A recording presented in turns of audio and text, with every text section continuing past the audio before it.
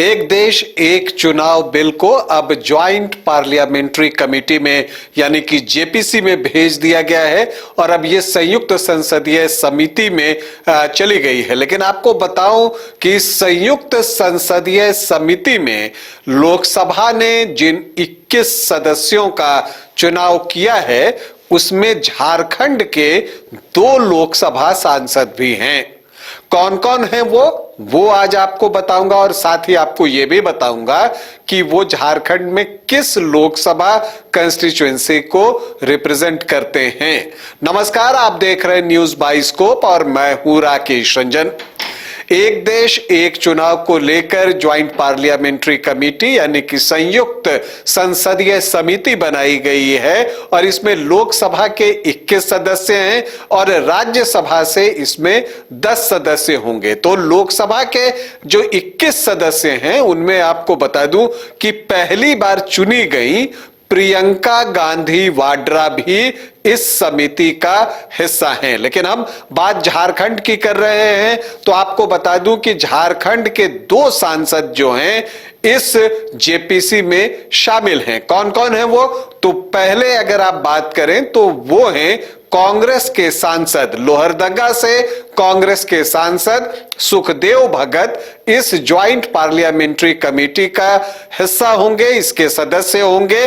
और जो दूसरे झारखंड के सांसद हैं जो इस जेपीसी में शामिल हैं वो हैं बीजेपी के सांसद हैं और वो पलामू के सांसद हैं। जी हां, पलामू के सांसद विष्णु दयाल राम यानी कि बीडी राम जो हैं इस जेपीसी में सदस्य के तौर पर चुने गए हैं। अब जो है ये जो ज्वाइंट पार्लियामेंट्री कमेटी है वो इस बिल पर जो है बातचीत करेगी। लेकिन और कौन कौन सदस्य हैं तो आपको बता दूं कि जो पीपी चौधरी हैं भाजपा के, वो इस कमेटी को चेयर करेंगे, मतलब इसकी अध्यक्षता करेंगे। इसके अलावा अगर बीजेपी से अन्य सदस्यों की हम बात करें तो वो हैं पुरुषोत्तम भाई रूपाला, अनुराग ठाकुर हैं, बांसुरी स्वराज हैं, संबित पात्रा हैं, भृतहरि महताब हैं, अनिल बलूनी हैं, पुरुषोत्तम भाई रूपाला हैं और इसके अलावा सीएम रमेश हैं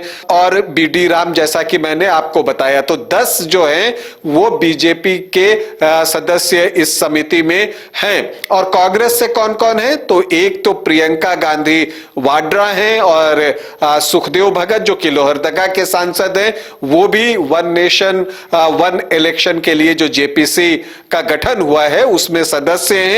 और इसके अलावा मनीष तिवारी जो कांग्रेस के सीनियर लीडर हैं वो भी इसमें शामिल हैं। इसके अलावा शिवसेना से श्रीकांत शिंदे, सपा से धर्मेंद्र यादव, टीएमसी से कल्याण बनर्जी, डीएमके से टीएम सेल्वा गणपति, टीडीपी से जीएम हरीश बाल योगी, एनसीपी से सुप्रिया सूले, आरएलडी से चंदन चौहान और जन सेना पार्टी से बाला शोभरी वल्लभ नेगी जो हैं वो सदस्य चुने गए हैं। तो 21 सदस्य जो हैं वो लोकसभा से होंगे जिनके नाम मैंने आपको बताया और पीपी चौधरी जो है इस जेपीसी की अध्यक्षता करेंगे।